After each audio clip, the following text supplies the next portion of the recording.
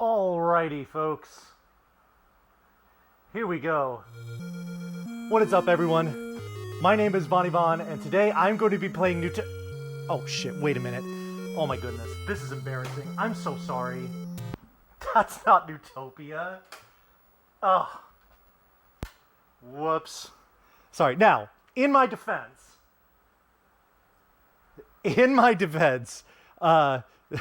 the Legend of Zelda does bear a lot of resemblance to Neutopia, so you could see how I could get those mixed up.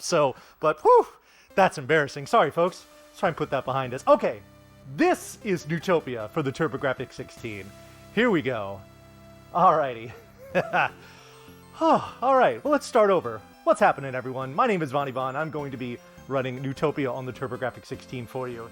And I'm going to turn this up because...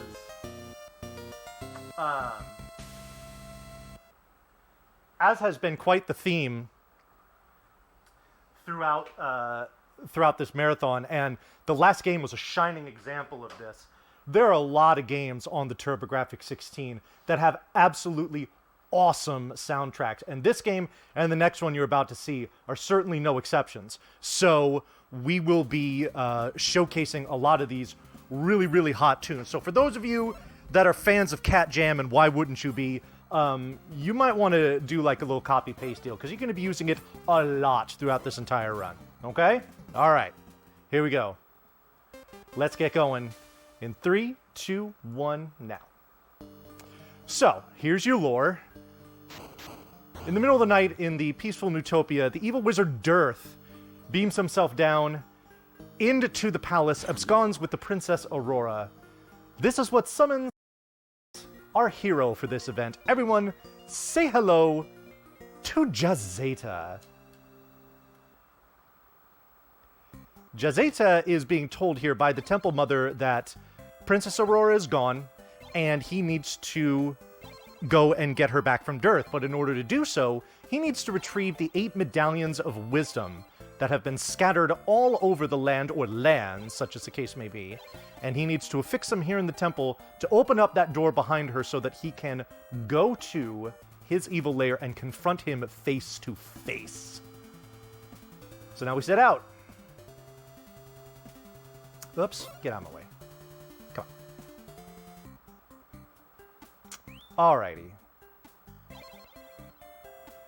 So first thing we do is we make a pit stop in here to grab a couple things that are pretty important. These are boom bombs. We will use these basically to blow open holes in walls, but we do use them on a couple of bosses too. So that makes those boss fights nice and tidy. And then the other thing that we pick up is medicine, which is going to refill our health when we use it. So the way that this game works is that the overworld is split up into 4 separate kind of overworlds, which are referred to in this game as spheres. The spheres are done in a linear fashion, and each sphere has 2 dungeons, which are referred to as crypts, in them. And that's where we retrieve the medallion. So first we do the land sphere, next we'll do the subterranean sphere, third is the sea sphere, and finally we will do the sky sphere. But here we're going to pick up an item that is going to be integral to the rest of the run, because we will use it extensively. This is the Fire Wand. The Fire Wand is basically going to be used as an assault weapon against enemies that we encounter throughout the land, because it allows us to damage them from a distance. And that's nice, because the further away we can damage them, then the further away we can keep them from us. And for anybody that is familiar with my stream, you know the #1 rule, which is don't touch me. Alright, I'm going to show off something here which is going to demonstrate the static enemy movement here. We're just going to do a little ziggy-zag pattern that is 100% consistent, going through those yellow kind of like cow things. So we always know we're going to get through there without getting touched, which is nice, because rule #1 is don't touch me. Alright, we got to get these guys out of the way. Ooh, a bomb drop. I'll take that. Alright. Whoops. Hello. So, we make a detour here to talk to this gentleman here. What he is going to be doing is he is going to be increasing our maximum life as well as refilling it. This is a good opportunity to talk about the category that we're doing here, which is 100%, and what exactly that entails. So in order to satisfy 100%, obviously we're going to go through all the crypts, beat all the bosses, but we're also going to pick up all permanent items. We're going to pick up all the upgrades to our sword, shield, and armor. We are going to pick up all of the upgrades to our bomb capacity. Normally we hold a maximum of 8. We can get that all the way up to 20. And then finally, we will be collecting 3 of the 4 optional life upgrades throughout the land. The reason why we don't collect all 4 is that you get a life upgrade every single time that you clear a crypt. So those in conjunction with the optional upgrades means that you actually could, after the 4th optional one, get a life upgrade that would surpass the maximum that you can have throughout the game. So the 4th one is not necessary to get to satisfy the conditions of the category.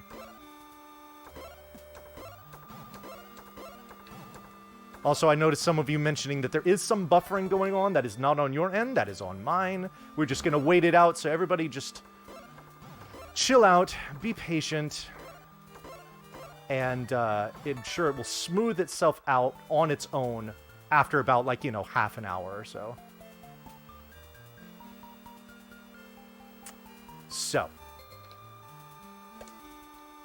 So in each crypt, and this is something that is going to be consistent with every single crypt in the game.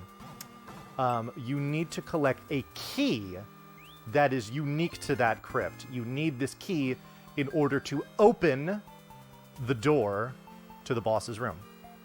So we will need to collect exactly 1 key in every single crypt in order to complete it.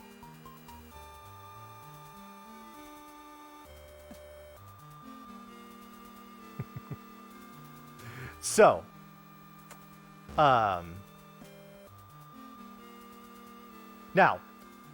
one thing to mention about each of the spheres that I was talking about is each have 2 crypts. In each sphere, there is 1 crypt that is designed to be more difficult than the other one. Ah, that item is fantastic. So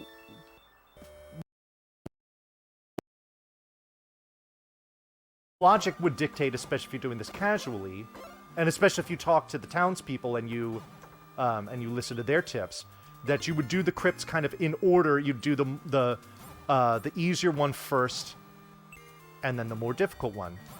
However, in every single sphere, we're going to flip that on its head. And we are going to do the more difficult one first. And the reason being is that the items either in those difficult crypts or on the way to those more difficult crypts are very valuable, and we want to get them as soon as possible. So, that's what's going on.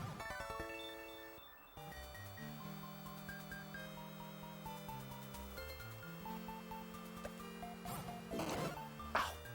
Damn it. All right.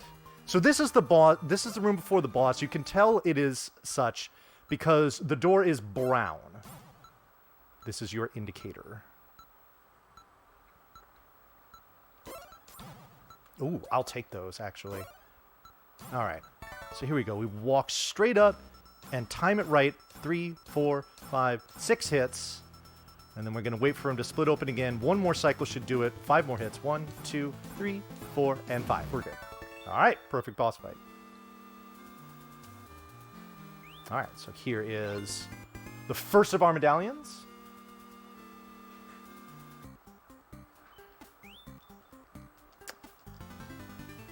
And you see we get teleported back to the temple, and we affix the medallion in there. What's both... You see all the medallions are kind of like in pairs there.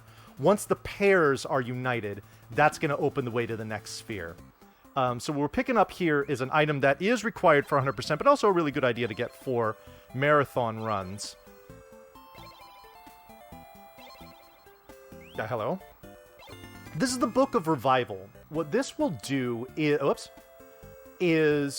when you talk to the Temple Mother, or there are other various places throughout the game, you can obtain a password. Now, you know, y'all are familiar with what passwords do in these retro games, but obviously we're not going to be writing any passwords down during a speedrun. However, the passwords can serve as checkpoints. There's also a neat little trick you can do where you can get a password, instantly kind of like save and quit, and then reload, and if you do that, then you basically restart for where you were, but you have full life. So if you've taken any damage, it's a nice little safety. Yeah. Yes, exactly. Question from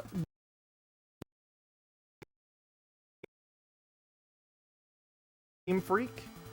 We are using the Japanese version, or technically the PC Engine version of this game, because the text scroll in Japanese is much faster than it is in the US version.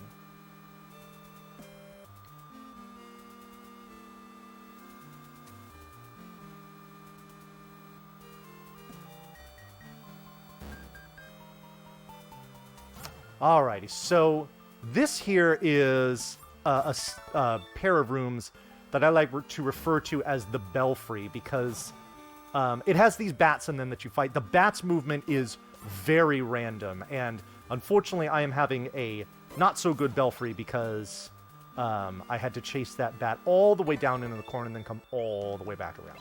So we have our key now.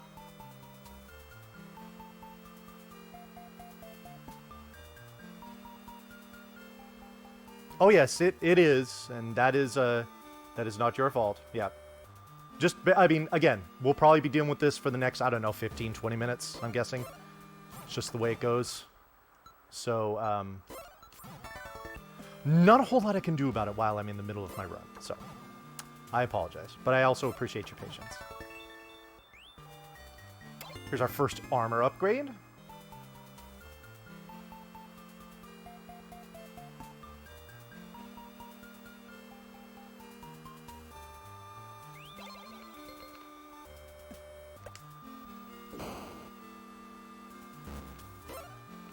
Oh boy.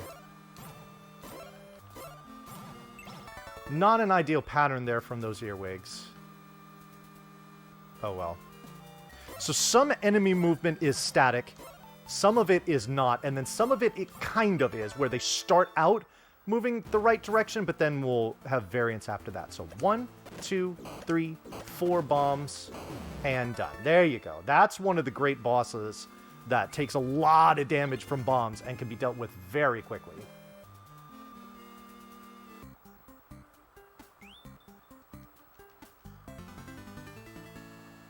So there we go. So that is the second medallion from the land sphere, which now allows us to go into the subterranean sphere. You can tell it's subterranean because of all of the lava. So for those of you RGL subs, you can drop your RG lavas in chat, or lava chan, or whatever it is.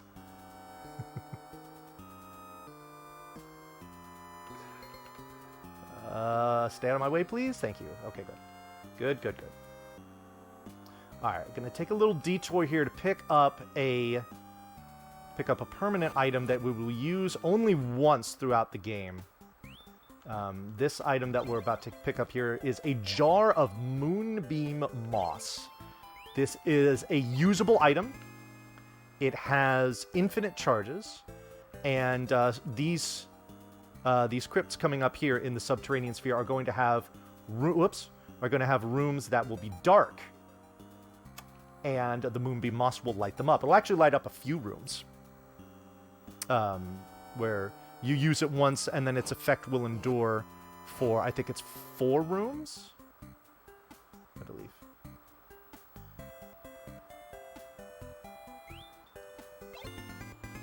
I'll pick up another medicine here, just for safety.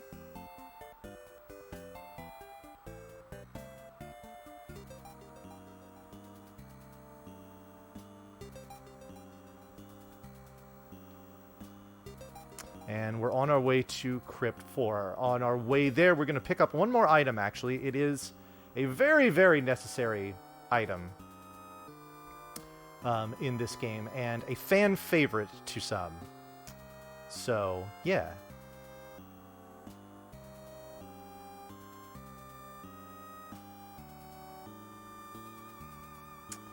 Alrighty. So, I kind of touched on it when I first started here, but I'll take some time to mention it now while I'm thinking about it. There are a lot of games on the TurboGrafx 16 that have absolutely phenomenal soundtracks. This is one of them. Neutopia 2 is another one as well. So this is the rainbow drop. I'll actually demonstrate this coming up shortly. So there's definitely going to be some parts in the game where we'll be pointing out the soundtrack because it is simply just worth it to do so.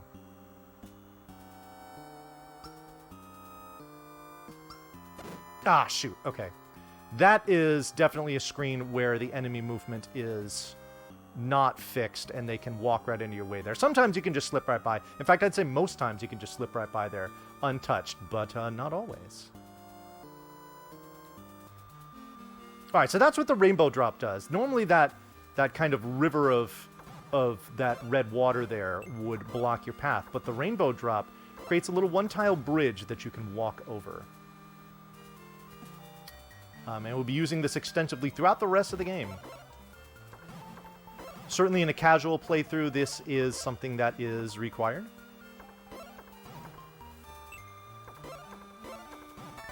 As well as the speedrun. Alright, so this is going to be our first real major detour here as far as what's compared to the any percent route. We're going to pick up an armor upgrade in this next room that we would normally skip.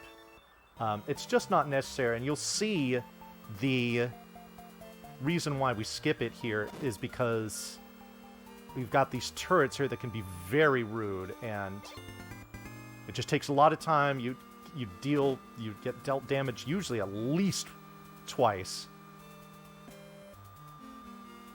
And yeah.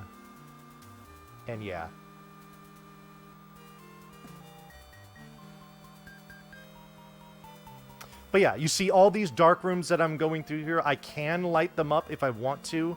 However, in the any percent run, you if you want to do it at a, at like the world record pace, the Moonbeam Moss is skipped. We do not pick it up in any percent. So you are essentially, if you do that route, you are forced to do these rooms in the dark. Or you kind of force yourself to do the rooms in the dark. So knowing them is important. This is one of the worst rooms here in the game because it kind of introduces us to these enemies that we have to fight, these ghosts. Ghosts are going to be one of a few enemies that we will encounter in this game that are completely unaffected by the fire wand. So we have to get up close and fight them. Now, of course, as I complain about this in a marathon run, that was an extremely nice ghost room. So, hooray.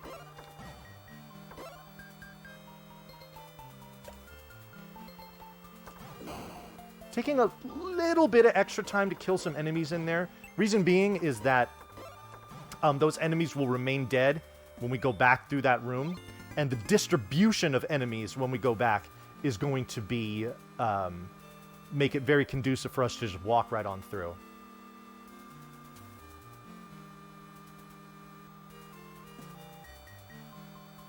Oops. Alright, here we go.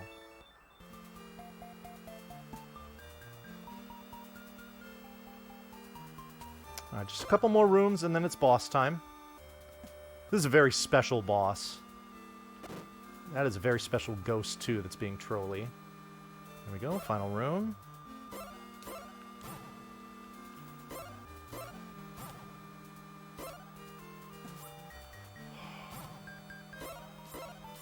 Alright, here we go. Alright, serious time for this boss.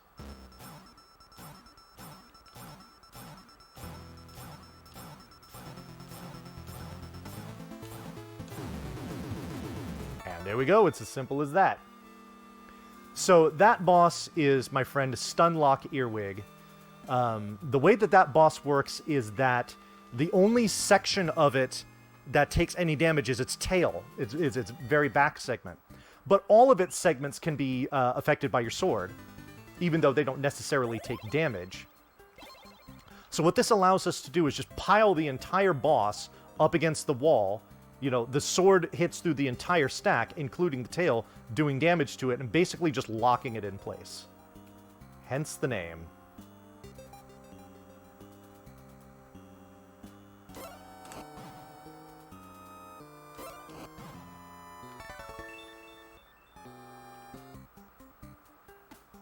Alright, so this guy's going to give us the first of our bomb capacity upgrades. Now we can hold up to 12. Each one increases it by 4. So by the time we're done with the game, we'll be able to hold up to 20. Indeed, yes. Somebody's pointed that out in chat, and I'm very glad you have done so. Both this game and its sequel are on the TurboGrafx Mini. And if I'm not mistaken, both the US and the Japanese versions are on there. Now, the only difference at all that we've been able to find between the two is the language.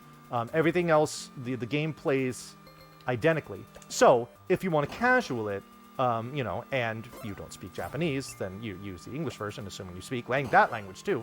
But if you want to speedrun it, I do highly recommend using the Japanese version, especially for Neutopia 1, because over the course of like 100% run here, like I'm doing, that's going to have extra text boxes like this, it probably saves around, if not more than a minute. So for a run that's, you know, not even an hour long at the highest level, that's a pretty significant amount of time. So, oh, jeez.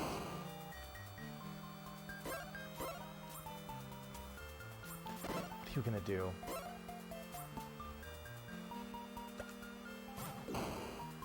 All right, so great.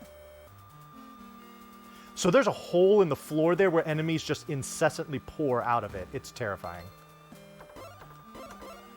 All right, so, oh, nice. This is good because it gives us... Oh, I didn't really mention exactly how the fire wand works. So it's a pretty unique mechanic where the output of the fire wand is directly tied to your current life total. And there's different kind of levels or tiers of the damage and the trajectory of the wand.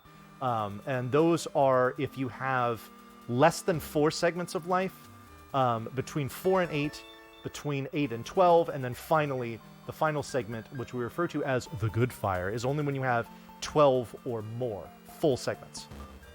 So right now, we're at stage 3, which is the one between 8 and 12. So it's an interesting kind of mechanic for how the speedrun works, your health management.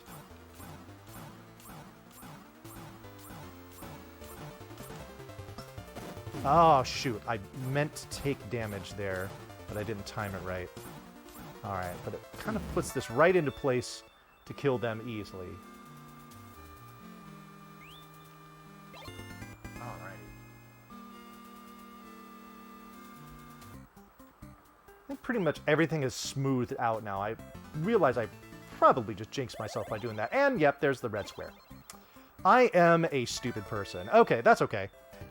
We're still dealing with it. All right, so here we go.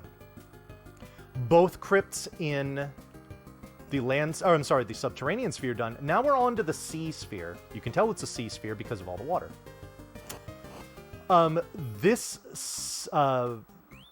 section of the game represents a very significant spike to the difficulty of the game. So... yeah. In fact, I think the hardest crypt in the entire speedrun is the one I'm about to do next. So, a couple things we pick up on our way to Crypt 6, which is the second of the ones here in the land sphere. I'm sorry, in the sea sphere. We got a... we already got our life upgrade. Here's a bomb upgrade. Capacity upgrade, that is. The bombs are the same. They don't get upgraded, just how many you can carry.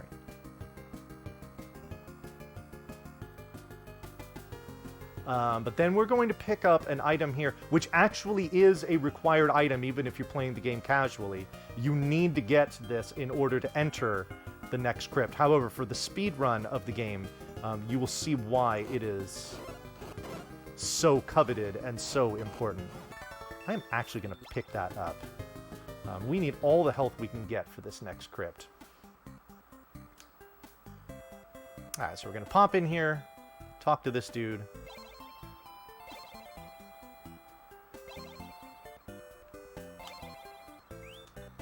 And he is going to give us the Falcon Shoes, or as I like to call them, the Scooty Boots. These basically double your movement speed, which is great because we've got a lot of fancy footwork we want to do in these crypts coming up when it comes to dodging enemies and their shots and stuff like that. So being able to move faster is a welcome improvement. Please don't touch me, thank you.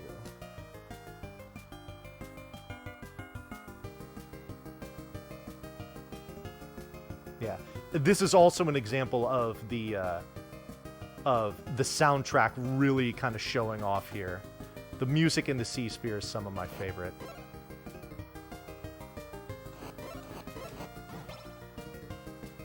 Alrighty. So here we go, into Crypt 6. One of the things that makes it so difficult are these purple wizard enemies. Those shots that they shoot out there will neutralize all but the highest level of fire, making it very annoying to deal with. Also, we have these little, I call these Zombadillo enemies. They're these kind of like undead turtles, I guess.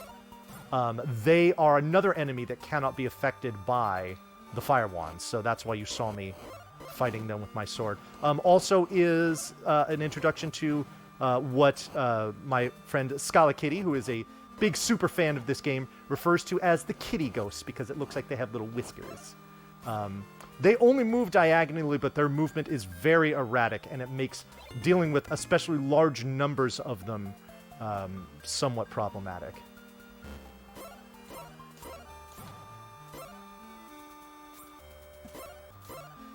Oh, jeez. Yeah, so you'll see some of the fun of doing these rooms in the dark, because there's a block right there that I need to push. Alright, so back in the very first crypt that I went to in the game, I picked up an item, and I just touched on it very quickly. It was a ring, like you put on your finger. It's a magic ring. I'm about to use it, and in fact I'll use a second one in here if I'm given the opportunity, and I will demonstrate what this does. So there's going to be certain places in the game where there are difficult enemies to deal with, but you use the ring and they transform, which is nice. Especially these particular green slugs, because these slugs can actually drop rings. Those that do, we refer to as slug homies. So we want slug homies early and often, and we got one. Big shout outs to that slug for hooking us up. There's another room that we are going to be dealing with in here that has 4 wizards that is even more problematic than the one we just came from, and having a ring in there is a welcome bonus. So,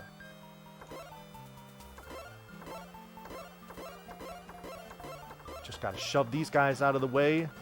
It's worth it to take the few seconds to do that because, again, health preservation in this crypt is rather important. So if we need to take a couple extra seconds to just kind of just beat enemies into a corner so that they don't threaten us, then damn it, that's what we'll do. There we go. Alrighty, now if we didn't get a ring, we would be fighting these slugs in here in a hope of getting one. However, we don't have to do that, and that is always hype, especially if you're on pace. Because the more time you have to take to go out of your way to kill quote-unquote unnecessary enemies, the more time you just bleed away, so... Oops. Ooh, okay, good. Alright, we're gonna blow this wall open, get the ring ready, and bam. Alright, more slugs. If you saw real quick when the room flashed, you saw that there is a big ring of blocks throughout the mid. Is that a ring? It is. Oh, baby. Let's go. Let's go. The homies are out tonight. There's a big ring of blocks around this room, which kind of forces you to do all the combat around the edge of the room, and that's just a recipe for taking boatloads of damage. So having the ring in there makes that just 100 times safer. Okay. Just boost through here. More kitty ghosts. Getting pretty close to the end of this crypt.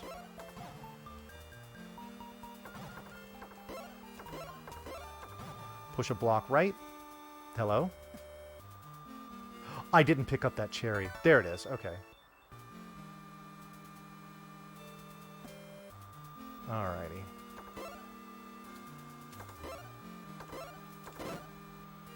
This room really is not fun to deal with. However, the hourglass makes it a lot better. All right. So, everybody, say hello to Poverty Trinex. Oh, that's actually perfect. Oh, except I might die if I don't use this, so that's why we have these potions. It's basically a guarantee that you're going to use a potion against this boss. Now, here's exactly what we want to see.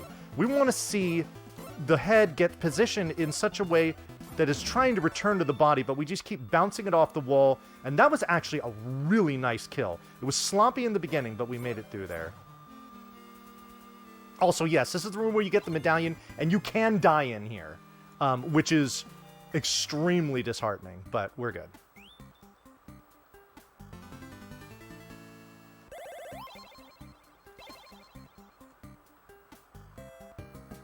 Alrighty, so now we have 12 segments of life, and they are currently full, which means that we currently have at our disposal the final level of fire, and you see it there. It rolls much faster, it does not get absorbed by enemies, and it does a lot more damage. So we are going to use this as much as we can when we have it available. However, if I get touched by one thing at all, even if it doesn't look like my health bar has gone below 12 segments, I will lose it. I literally have like the exact minimum required to have this stage of fire. So we want to keep it. This is why we're taking the time to just clear out all these enemies. Now, this is honestly the most annoying part of the game for me as far as the 100% category goes, is picking up this fire shield. Fire shield is nominally useful, and it's probably the biggest detour in the game as far as, you know, compared to any percent what we do.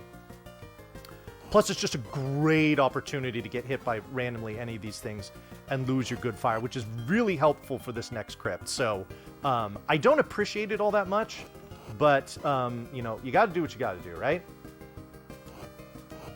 So we just throw a bunch of good fire around here. Fun fact, that staircase that I revealed, if you go in there, the guy that you talk to will give you 1,000 gold. Now, one thing that we don't do in this speed, or at least that I don't do in this speed run, is use any money. We don't buy anything. You don't need to. The only thing you would buy in this game would just be some items for safety. Oh, jeez, come on. But we don't need that. Okay, so what we're going to do here is we are going to talk to this guy, and you have to talk to him in order to have the entrance for Crypt 5 be revealed. I refer to this as a micro crypt. This is literally all we do in here. We talk to this guy, we push the block, and we get out of here. That's it. It has the crypt music and the crypt look and everything like that, but that's literally all we do in there. Just go in, talk to the guy, and bail. But it is a necessary thing, otherwise the entrance to this next crypt that I'm about to go in literally just won't be there. It'll just be like an empty floor.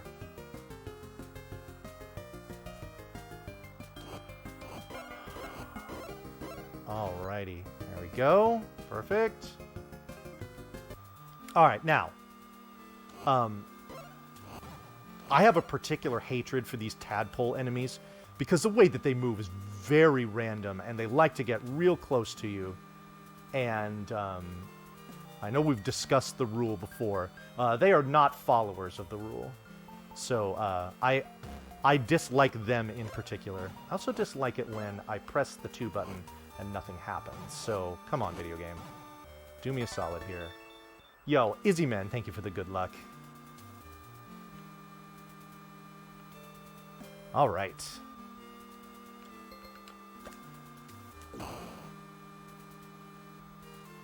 So any of these prisoners that you see chained up in dungeons that don't give you something, you can skip them, their entire dialogue just by pressing the 2 button. All right. This room, if you don't have the good fire, is a big pain in the butt. But you see here, the good fire absolutely just decimates everything. Except for these guys, where it doesn't damage them. But everything that can be affected by the good fire just melts.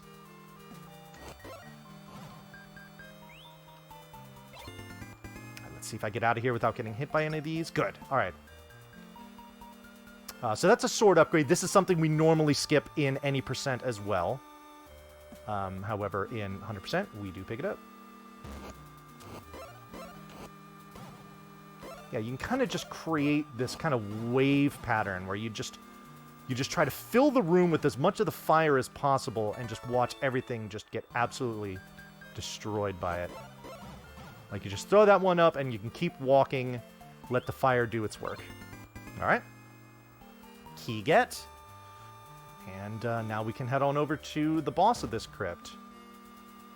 Now, one thing that's good about this game, and one of the many differences between it and its sequel, especially with its speedrun, as far as its speedrun goes, is that, generally speaking, in this game, there is very little in the way of RNG with bosses. This boss that we're about to fight now really is the only main example of RNG. So he's going to come all the way down to the bottom of the screen, and when he gets up to the top, he's either going to move left or he's going to move right. Which direction he moves is going to dictate how I destroy him. Okay, so left. So he's going to eat 3 bombs, and he's done. Easy as that. Now, if he moves to the right, because I had the good fire, you can just throw some of the good fire at him, a little strat we like to call the crab bake. But we didn't need to do that because he came left, and you could just hit him with 3 bombs, and that's that. It's actually faster to do it that way. All right. There we go. So that is the second medallion of the Sea Sphere, which we are going to now leave behind and head into the Sky Sphere. All right. I am going to do a little detour right now. You can do this at any point, either before Crypt 8, before Crypt 7, or before you fight Dearth, if you really, really wanted to. But I'm going to do it now because my bomb count is low. As I'm going to get the final bomb upgrade. Now, the nice thing in this game is that when you get a bomb upgrade, you are filled up to your capacity in bombs. We're going to use these items once. They're the wings you've probably seen me collecting all throughout the game.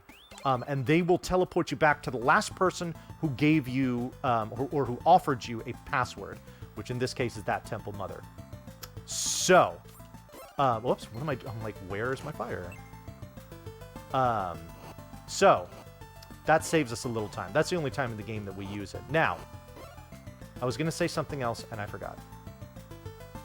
There's just so much to talk about with this game and this run. So, apologies for that.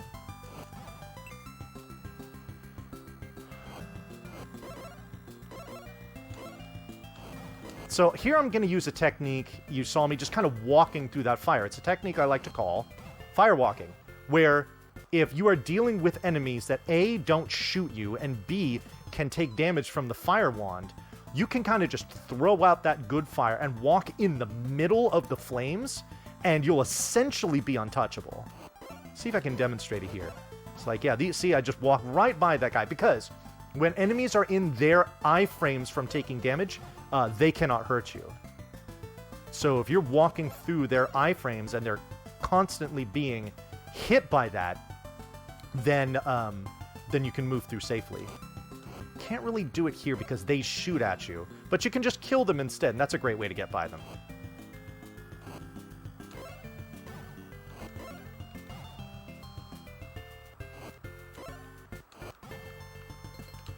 Alright. Little detour here. This is mostly for safety.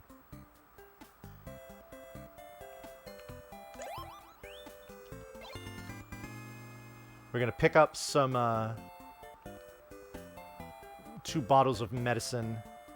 When the medicine is purple, that means you can use it. You can get 2 uses out of it, as opposed to the green one, which only gives you 1.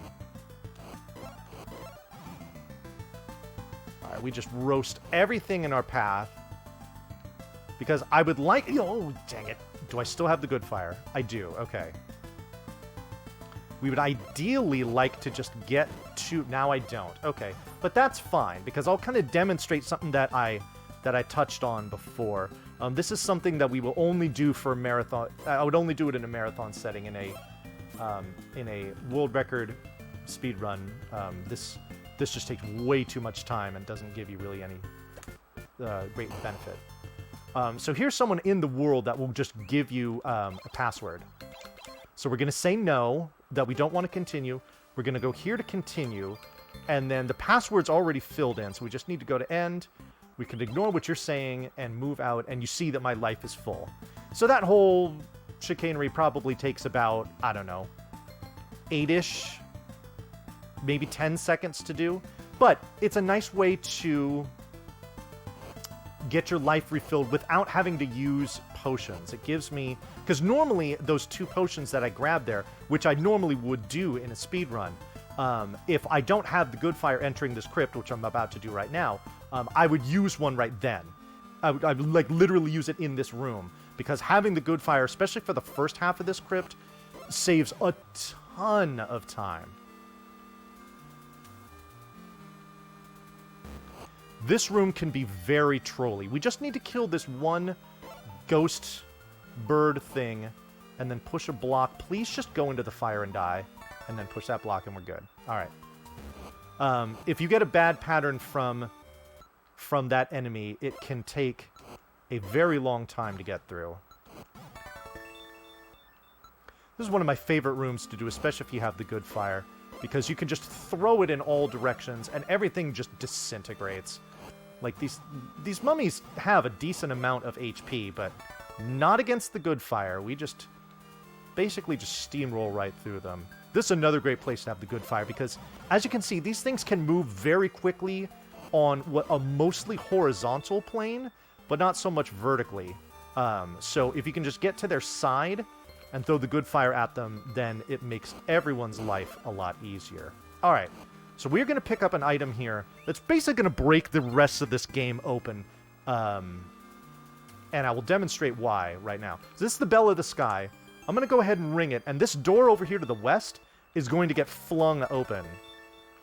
What the bell does is in any room where you have shut doors, where you need to kill all the enemies and push a block, or perhaps even both, you can just ring the bell, it overrides all of that and throws the doors open. Very, very useful. We will use it extensively throughout the rest of the game, and in fact, we'll actually use it in one place in the overworld where it is required that we do it. So, this is not just something we pick up for speedruns to, you know, to make things faster. In order to beat the game, even casually, you need to pick up the Bell of Sky because it's required to obtain a necessary item. So, don't want to kill that guy or deal with all the dagger blocks in here. Just going to go ahead and use the bell. There we go. You don't have any to give me, so I'm just going to ignore what you have to say. And just move on. Alright. So these enemies, these kind of skeleton enemies, are very annoying. They're another one that do not take any damage from your fire wand. And their movement pattern is very erratic, and as you can see from just the little that I was fighting there, they move pretty quickly. So if you if you have a hard time corralling them, they can make things very difficult for you very quickly. Fortunately, he was pretty nice.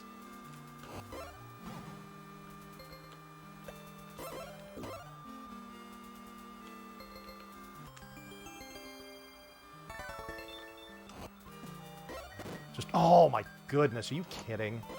Okay, I still have the good fire, which is nice. Very useful in this room here. This is the last place we use a ring. This room could be very problematic. You got 6 pretty high HP enemies to deal with. But the ring takes them out. Alright. Quick kill time coming up.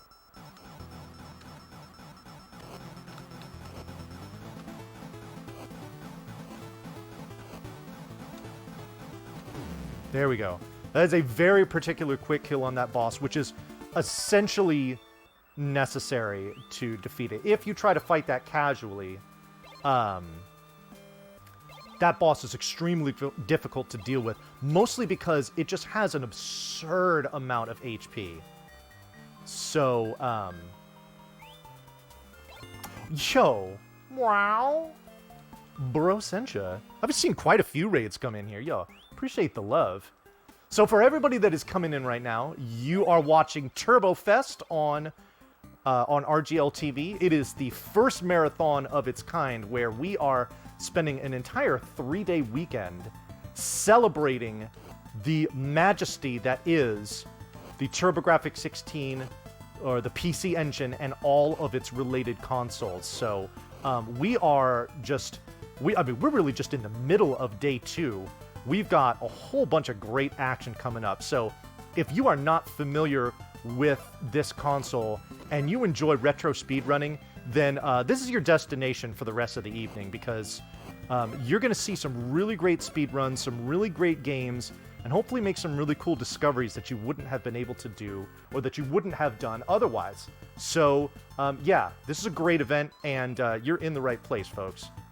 So heck yes. Alrighty. So what you're watching right now is a game called Neutopia. This is just for the standard TurboGrafx 16. I am playing the Japanese version, so I guess technically it's a PC Engine. But it's a cool little top-down action-adventure RPG.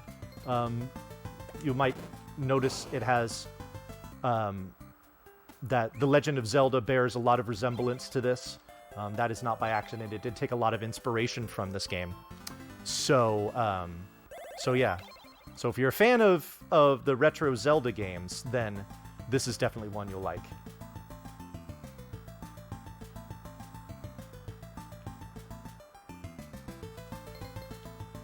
Alrighty, so here's what I was referring to before, where we have to use the Bell of the Sky outside to reveal this staircase. You come on up in here, and we are going to pick up the strongest sword. The reason why we do this is because it does a lot of damage, and this is also the only weapon that will deal any sort of damage to the final boss. So again, even in a casual playthrough, getting the bell and then using it to get this sword is required. This sword is great because it does a truckload of damage, and it's the longest sword that you get. So you can...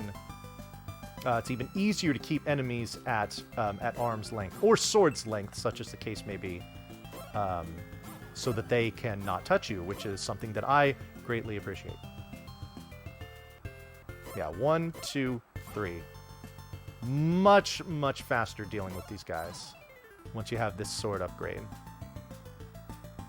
Between this, the bell, and the good fire, we basically just trivialize the rest of the game. It's actually pretty great.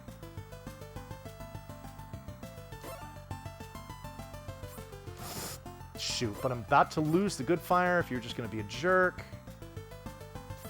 Nope. Okay, good. Ah, I'm glad I took a second there. Okay. Alright. Definitely want to keep the good fire for one room in particular in here. Oh, I almost walked right into him. That would have sucked. Okay, please don't troll me. Please don't troll me. Thank you very much. Greatly appreciated. Alright. I could fight these 4 guys, or I could just throw the doors open with the bell, and you can guess what I'm going to do. Good. Didn't take any damage in there. That's hype. Okay, if I can get into this next room untouched. Gonna go ahead and take a second to do that. All right. Now, this is going to be an example of the only time that I will voluntarily use the Moonbeam Moss because I have it. This room is not fun to do in the dark for this reason here. You have to push this block down, and then that one to the left. You need to do that in order to get in here to grab this key. If you push anything in the wrong order there, your only recourse is to exit the room to reset the blocks and come back in. And if you're on pace, that is an immense waste of time.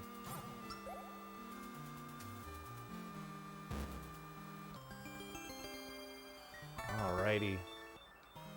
Alright, also, shoutouts to the Scala Bridge.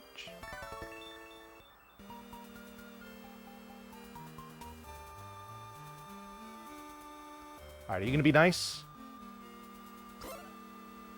Kind of. We'll take it, I guess. The damage is no big deal. I don't need the Fire Wand, really, for the rest of this crypt. So... it's fine. And with having so much health and the best armor, I would have to basically try really hard to die at this point. So that's the most powerful shield in the game. It will do us no good because the extra things that it blocks, we're not going to be encountering any more of those enemies for the rest of the game.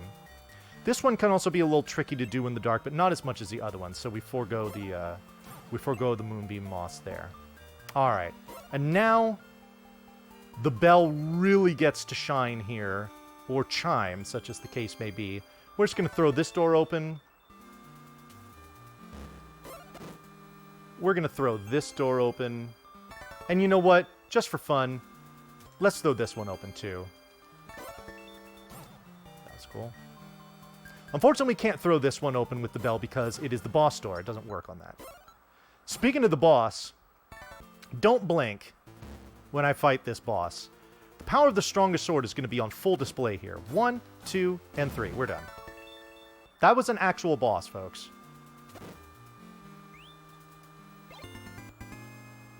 Alrighty. So this is our 8th and final medallion that we have gotten. Now, we're going to go straight into the fight with the final boss. The way that the boss works is that you need to do 32 hits to it, and it's going to be teleporting to different places in the screen. However, we're going to manipulate its movement patterns such that it always appears either directly above or directly below us, and it will alternate those patterns. I should be able to kill it in 4 cycles and change. Now, the reason why I'm explaining this now is I'm going to go quiet so you can enjoy this absolute scorcher of a track.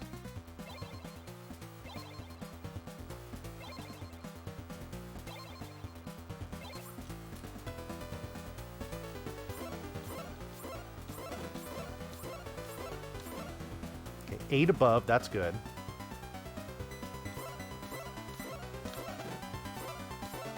Seven below, that's what you want.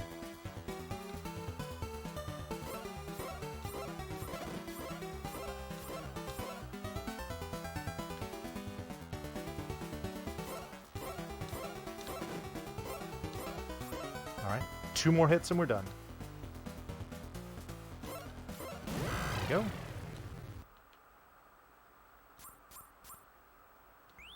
Alrighty, so final boss defeated. Time is not yet. Time is once we get to this next room in here, where we've got all the townspeople and everything in it. And they all congratulate me and stuff. And then the screen fades to black. That is our time.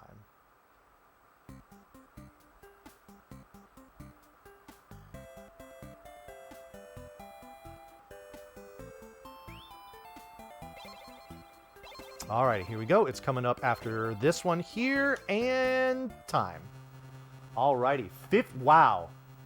52:33. That is a excellent, excellent time. For